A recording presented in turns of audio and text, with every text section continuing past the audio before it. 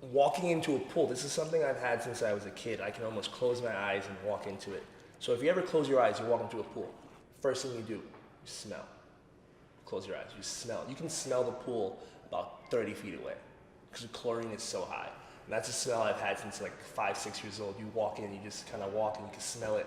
It's getting thicker and thicker the closer you get. Then you open the door and it's just like this huge like blast of heat because there's no windows in pools. I have no idea why, they just hate us. So it's just like kind of hot a little bit. I feel like I'm turning people off to swimming. No, swim.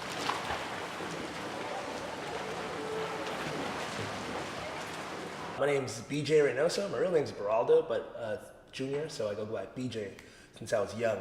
I'm a 28-year-old, I guess, Latino male, born here in New York City. I'm a swimmer, swam all my life, swam for college throughout, and now I'm a swim coach as well as a swim teacher for Madden Swimming here in New York City. Swimming is a very white sport, so I was one of the few kids of color swimming on this prestigious swim team. And through that swim team, I started to see kids go off to college to swim. So the idea of college, which is not, at the time, this is like late 90s, is not very prevalent in my neighborhood. So my mom got to thinking, okay, this is our way out besides baseball. Set, 75 swim build freestyle. On 115, no breathing, in and out of the flags. So these kids need a little more structure when it comes to training. So I like to get a nice warm up, again, same thing, very similar, get the body warmed up, and then I will either choose a drill or a set that will prep them for the main set. Whether it be working on turns or working on a certain stroke or working that stroke in a particular way, so that when we do the main, our main set, which will be that's the repeat under pressure, I'll teach it, I'll repeat it, and then we're gonna repeat it under a certain amount of time. Like you have to do 20 times this on this interval. So it's like they're doing what I asked them to do, hopefully doing it correctly. Swimming, competitive swimming, practice swimming, training for swimming, it's a little boring. I will say that. It's not like the big hoopla of other sports where you get to chat with your other friends and crowds and stuff. It's kind of just you and your team, and most of the time you guys are swimming back and forth. They can talk to each other for about a minute before we go.